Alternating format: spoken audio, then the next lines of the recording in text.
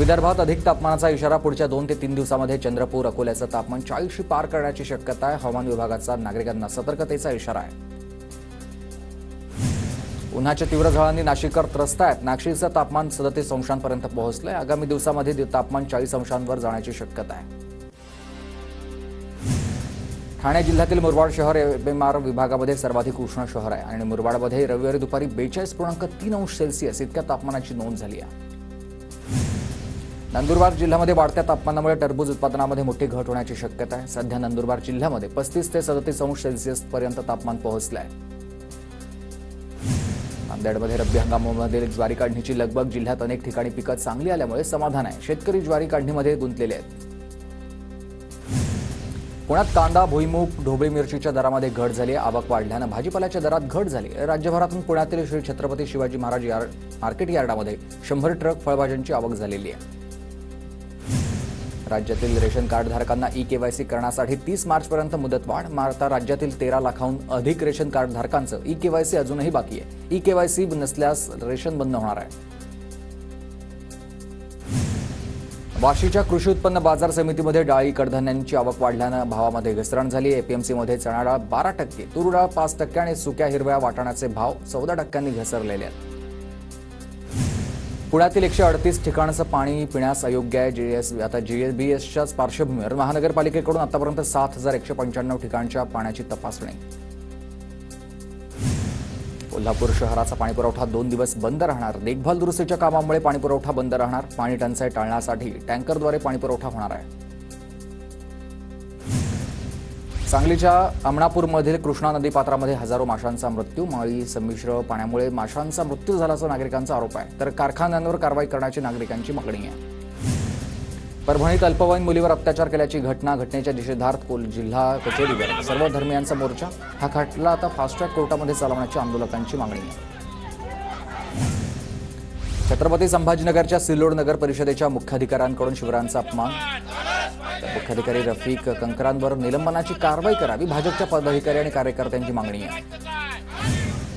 सांगली आशा आणि गटप्रवर्तक महिला कर्मचाऱ्यांचं जिल्हा परिषदेसमोर निदर्शनं। वेतनाच्या मागणीसह 13 प्रमुख मागण्यांसाठी महिला कर्मचारी संघटना आक्रमक झाल्या। चंद्रपूरच्या बरोरा शहरात शेतकऱ्यांच्या विविध मागण्यांसाठी आंदोलन। शेतकरी नेता किशोर डुकरेंच्या नेतृत्वात आंदोलन। शेतकऱ्यांना पोलिसांनी ताब्यात घेतलंय।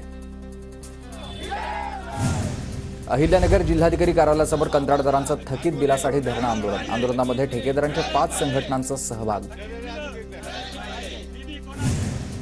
मुंबईच्या आझाद मैदानात मुख्यमंत्री युवा कार्य प्रशिक्षणार्थी युवकांचं आंदोलन। प्रशिक्षणार्थी युवकांचे मुदत वाढीसाठी आंदोलन सुरू आहे। शासकीय सेवेत घ्यावा आणि मानधन वाढ द्यावी अशी मागणी आहे।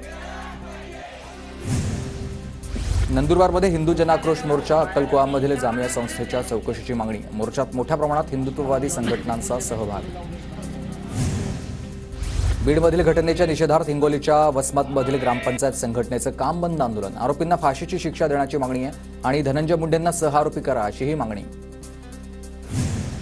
बीडमधील घटनेच्या निषेधार्थ बुलढाणा बंदची हाक देण्यात आली। आरोपींना फाशीची शिक्षा देण्याची मागणी आहे। आंदोलकांची जोरदार घोषणाबाजी होती।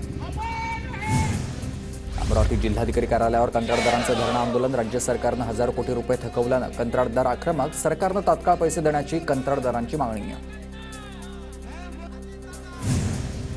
ठाण्यातील पीडब्ल्यूडी विभागामधील कंत्राटदार थकीत बिलासाठी आक्रमक। जिल्हाधिकारी कार्यालयाबाहेर कंत्राटदारांचं आंदोलन। कंत्राटदार आंदोलकांची जोरदार घोषणाबाजी। महाराष्ट्र मंदिर महासंघाचं रत्नागिरीमध्ये आंदोलन। जिल्हाधिकारी कार्यालयासमोर घंटानाद करत आंदोलन करण्यात आलं आणि देवराई जमिनीचे 7/12 मंदिराच्या नावे करण्याची मागणी आहे। पुण्यामधील कोंढवा परिसरात 2 गटामध्ये फ्रीस्टाईल हाणामारी। गाडी पार्किंगला लावल्यावरूनच वाद झालाय। दोन्ही गटाची एकमेकांविरोधात पोलिसात तक्रार। रविवारी संध्याकाळची ही घटना आहे। पुण्याच्या चंदननगर परिसरामध्ये निवृत्त पोलीस उपनिरीक्षकाला गुंडांकडून मारहाण। चेंबूरचे झाकण तोडल्याच्या संशयावरून मारहाण करण्यात आलेली आहे।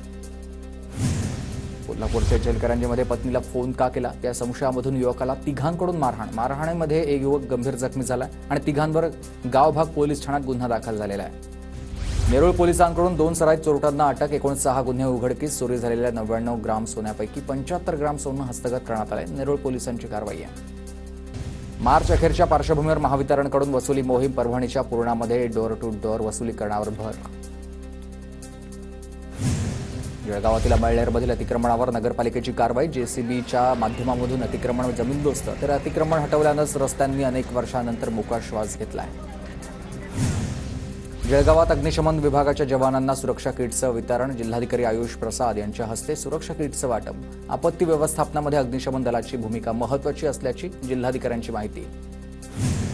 भंडारा नगर परिषदेच्या पाणीपुरवठा विभागाकडे महावितरणचे 2 कोटी थकीत. त्यात वीज पुरवठा खंडित केल्यास भर उन्हाळ्यात पाणी टंचाईची शक्यता आहे. लोकांची पाणीपट्टी भरण्यास टाळाटाळ आहे. त्यामुळे पाणीपुरवठा विभाग आर्थिक अडचणीत आलाय. वाशिम पोलिसांकडून 4 अट्टल चोरट्यांना अटक. आरोपींकडून 40 लाखांचा मुद्देमाल हस्तगत. पोलिसांकडून आरोपींचा अधिकचा तपास आता सुरू झाला आहे. ठाकरे गटाच्या सोलापूर जिल्हाप्रमुखपदी संतोष पाटलांची नियुक्ती. जिल्हाप्रमुखपदी निवड झाल्यानंतर संतोष पाटलांचा सत्कार. गद्दारांना त्यांची जागा दाखवल्याशिवाय राहणार नाही, संतोष पाटलांचा इशारा. जळगावच्या कृषी उत्पन्न बाजार समितीमध्ये सुलभ शौचालयाचं लोकार्पण झालंय. कृषी उत्पन्न बाजार समिती आणि सुप्रीम इंडस्ट्रीजनं सुलभ शौचालय उभारलंय. नाशिकमध्ये केंद्रीय वस्त्र उद्योग मंत्रालयाच्या अंतर्गत कौशल्य विकास उद्योजकता विभाग मार्फत प्रशिक्षणाचं आयोजन. येवला अंगणगाव पैठणी क्लस्टरमध्ये आता विणकरांसाठीच 3 दिवसीय प्रशिक्षण असेल. कोकणात शिमगोत्सवाचा उत्साह. माजी मंत्री रामदास कदम यांनी पालखी नाचवण्याचा आनंद लुटलाय. कदम कुटुंबियांनी ग्रामदेवतेचं मनोभावे दर्शन देखील घेतलंय.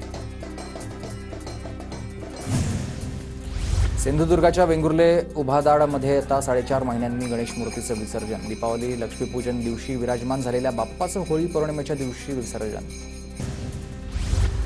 भिवंडीमधील शिवाजी महाराजांच्या मंदिराचं 17 मार्चला उद्घाटन. मुख्यमंत्री देवेंद्र फडणवीसांच्या हस्ते मंदिराचं उद्घाटन होणार आहे. उद्घाटनाआधीच 14 मार्चपासून मंदिरामध्ये विविध कार्यक्रमांचं आयोजन करण्यात आलेलं आहे.